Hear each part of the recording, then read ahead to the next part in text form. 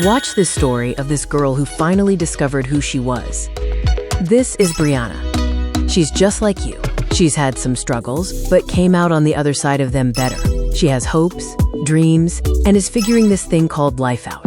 Brianna's mom is black and her dad is Nigerian. He sadly passed away when she was younger, but one of the things that he left her with was an Igbo middle name, Amarachi. She never knew what it meant. To fit in at school, she would never tell anyone what her middle name was.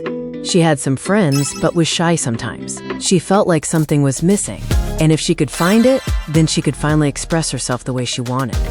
That all changed when she started college. When she saw the name of her roommate on her freshman orientation packet, her face lit up. She had never met another Amarachi before. She ran to say hi to her. Amarachi met her with more positive vibes than she had ever felt in her life. This was exactly what Brianna had needed all along. She broke out of her shell with confidence and never looked back.